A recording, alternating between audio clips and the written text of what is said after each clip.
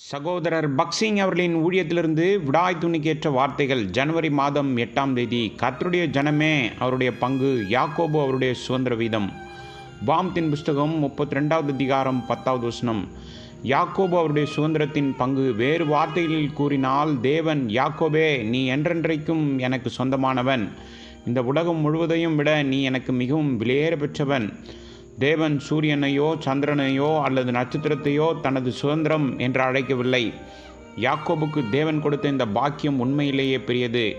கர்த்தரை நாம் துதிப்போம். இதே பாக்கியத்தை நமக்கும் கொடுத்திருக்கிறார். நாம் தேவனுடைய சுதந்திரம் என்று அழைக்கப்படுகிறோம். அவர் நம்மை அழைத்ததினாலே நமக்கு உண்டாயிருக்கிற நம்பிக்கை என்னதென்றும், பரிசுத்தவான்களிடத்தில் நமக்கு உண்டாயிருக்கிற சுதந்திரத்தின் மகிமையின் ஐஸ்வர்யம் என்னதென்றும் நாம் அறியலாம். எபேசியருக்கு நிருபம் 1வது அதிகாரம் 18வது வசனம். பின்னர் நாம் வாசிக்கின்றோம், அவர் அவர்களை வழிநடத்தினார், அவர் அவர்களுக்கு உணர்த்தினார், அவர் அவர்களை தம் கண்மணியைப் போல காத்தார். உபாகமத்தின் புஸ்தகம் 32வது அதிகாரம் 10வது வசனம்.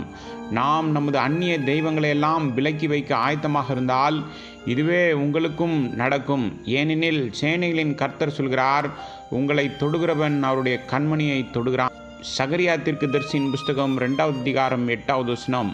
உபாகமத்தின் புஸ்தகம் 32வது அதிகாரம் 11வது வசனத்தில் நாம் வாசிக்கும்போது, கழுகு தன் கூட்டை கலைத்து தன் குஞ்சுகளின் மேல் அசைவாடி தன் சேட்டைகளை விரித்து அவைகளை எடுத்து அவைகளை தன் சேட்டைகளின் மேல் சுமந்து கொண்டு போகிறது போல நீங்களும் உயரமான இடங்களில் பறப்பதற்கு கற்றுக்கொள்ள வேண்டும் என்று அவர் விரும்புகிறார்.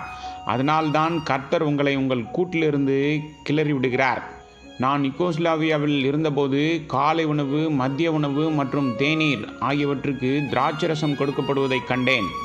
அவை பெரியதாகவும் ருசியானதாகவும் காணப்பட்டது. மேலும் பெரிய திராட்சைப்பழ கொத்துக்கள் மேஜையில் ஏராளமாக இருந்தது. நாம் நம் அந்நிய தெய்வங்களெல்லாம் தள்ளிவிட்டு பெத்தேலுக்கு திரும்பினால் தேவன் நமக்கும் எல்லாவற்றையும் அபரிவிதமாக கொடுக்க விரும்புகிறார் என்பதை இது எனக்கு நினைப்பூட்டியது. இதுவே தேவனுடைய ஆசீர்வாதத்தை முழுமையாக பெறுவதற்கான ஒரே வழி. உங்கள் மனைவியோ கணவரோ நண்பர்களோ உறவுகளோ அல்லது வியாபாரமோ அல்லது உங்கள் இன்பமோ உங்களை பெத்தேலிலிருந்து விலக்கி வைக்க வேண்டாம். நான் சர்வ வல்லமையுள்ள தேவன் என்று அவர் சொல்கிறார்.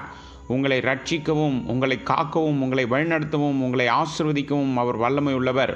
உபாகமத்தின் புஸ்தகம் 32வது அதிகாரம் 7வது வசனம் முதல் 14வது வசனம் வரை உங்களுடைய தனிப்பட்ட அனுபவமாக மாறட்டும்.